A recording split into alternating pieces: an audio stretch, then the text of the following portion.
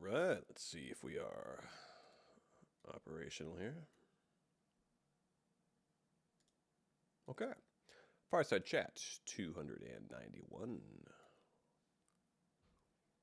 Not too much. Kind of the big thing, of course, that I've been talking about.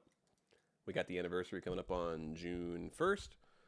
So I will be posting. The signups are going to go out this evening for the Hjorthing House War. If you're not familiar, basically all of the houses in WA kind of compete against one another.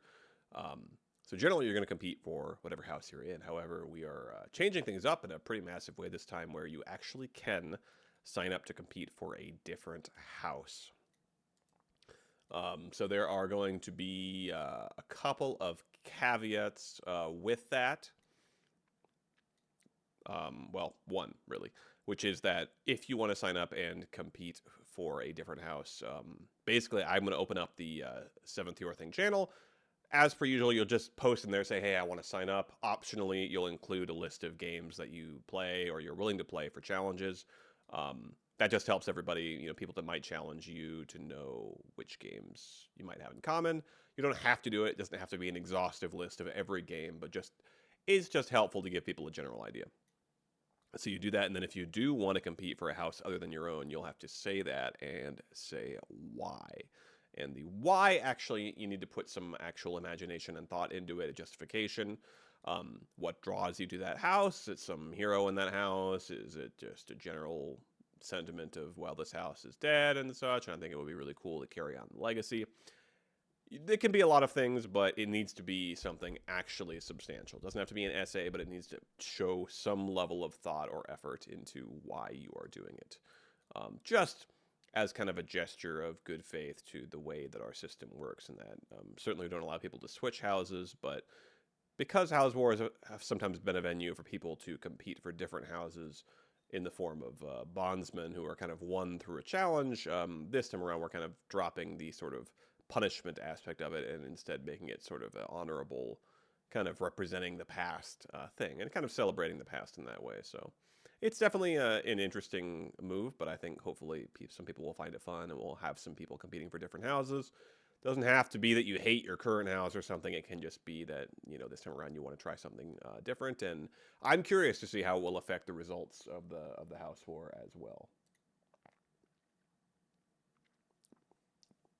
So with that, it's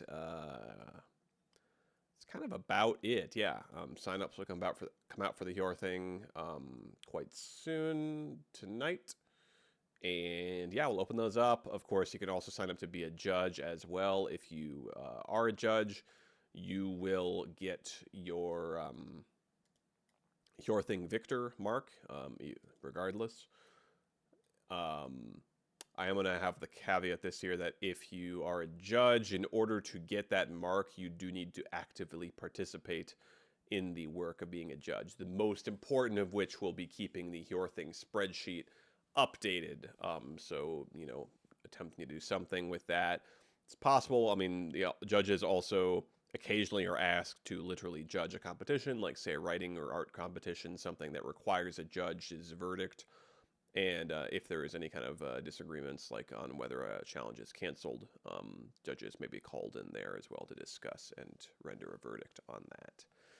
As far as challenges being canceled, basically the deal is that you can only challenge people who are signed up. But if you do sign up, you're basically saying, as long as we can agree on a reasonably fair battlefield between myself and the challenger, or vice versa, we'll do it. So essentially, you should not be declining challenges unless the challenge is issued and it turns out there's just no agreeable battlefield, in which case, generally both parties have to agree to cancel the challenge. If both parties don't agree, it's going to go to the judges, and they may determine that a point penalty is in order. If the sentiment is that, yeah, this challenge was issued and there's a fair battlefield, but this other person just ignored the challenge, didn't pay attention to it, they were super busy and just procrastinated it, and they just didn't do it, and it's their fault, so that's a 5-point penalty for their house. Then, in that case, -5 points is the way we do it. So you don't necessarily get your 5 points just for challenging, because we don't want to encourage you to challenge people that say are really busy and don't have time for the challenge. But we do want people to actually respond to challenges, hence the point penalty for not responding to challenges. So if you do sign up, please be prepared to try to get those done. But I mean, if you have a reasonable excuse for not joining one, obviously, if you're on LOA or your computer breaks or something, that's completely fine. If somebody issues you a challenge, probably what we'll do is we'll have challenges be able to be issued starting from June 1st until probably that next Saturday. So that is June 15th. That'll probably be the cutoff. And then basically we probably will have an additional period to finish off any challenges. Usually that's something just like 3 days. We'll probably have it that you have to issue all your challenges by the end of the 14th. And then we'll kind of leave the weekend and maybe including Monday when a lot of people are available as kind of the time to get those done. And then if you still don't get it done by the weekend, we'll say by the end of the 17th, then that's it. So then we'll probably announce the winners shortly after that. Yeah, that about does it. I mean, I'll post all these rules and such, and we'll get the channel open and everything. But that does it for the Fireside, as far as everything I had prepared. So I'll go ahead and hop around for office hours shortly.